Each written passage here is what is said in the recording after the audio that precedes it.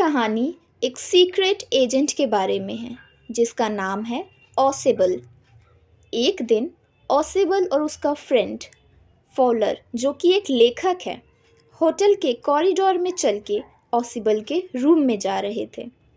वहाँ पर एक बहुत ही इम्पोर्टेंट रिपोर्ट आने वाली थी जो कि इस देश के लिए बहुत ही ज़रूरी थी। चलते चलते ऑसिबल फॉलर से बोलता है कि उसे पता है कि फॉलर ने उसकी कल्पना एक डेंजर से खेलने वाले एकदम फिट इंसान की तरह किया होगा, जैसे बिल्कुल मूवीज़ में होता है। पर ऑसिबल तो बिल्कुल ऑपोजिट था, थोड़ा मोटा, एवरेज सा दिखने वाला बोरिंग इंसान जो फ्रेंच और जर्मन बोलता था, पर अमेरिकन एक्सेंट के साथ, क्योंकि 20 साल पहले वो पेरिस से बॉस्टन आया था। इतनी बात होती है कि तब तक वो लोग ऑसिबल के रूम तक पहुंच जाते हैं और दरवाज़ा खोलने के बाद लाइट ऑन करते हैं। तभी फॉलर देखकर शॉक हो जाता है कि रूम में पहले से एक इंसान हाथ में पिस्तौल लेकर खड़ा था। ऑसिबल तुरंत पहचान जाता है कि ये आदमी एक सीक्रेट एजेंट मैक्स है, जिसके आने का अंदाज़ा ऑसिबल को पहले से था। मैक्स वहाँ रिपोर्ट लेने आया था। मैक्स ने कहा कि वो मिसाइल से रिलेटेड रिपोर्ट लेने आया है कि तभी थोड़ी देर में ऑसिबल एक मन घड़ंग कहानी बनाना शुरू कर देता है कि पिछली बार भी कोई विंडो के पीछे वाली बालकनी से अंदर घुस गया था और मैंने कंप्लेंट की थी, और इस बार फिर।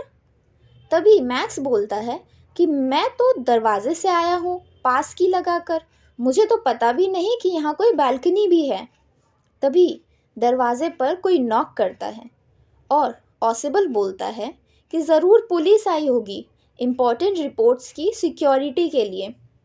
तो मैक्स गन पॉइंट पर बोलता है कि जब तक पुलिस नहीं जाती वो बालकनी में इंतज़ार करेगा, और अगर दोनों ने उसकी बात नहीं मानी तो वो शूट कर देगा।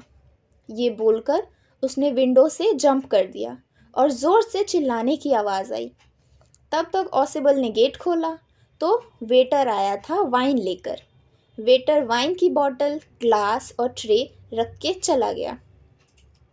फॉलर ने ऑसिबल से पुलिस के बारे में पूछा तो उसने बताया कि उसने झूठ बोला था।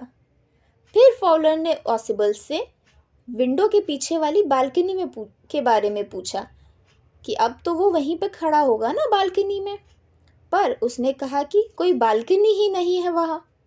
तब फॉलर समझा कि ऑसिबल भले ही मूवीज़ के सीक्रेट एजेंट जैसा ना दिखता हो, पर वो कितना चालाक और प्रेजेंट माइंडेड सीक्रेट एजेंट है।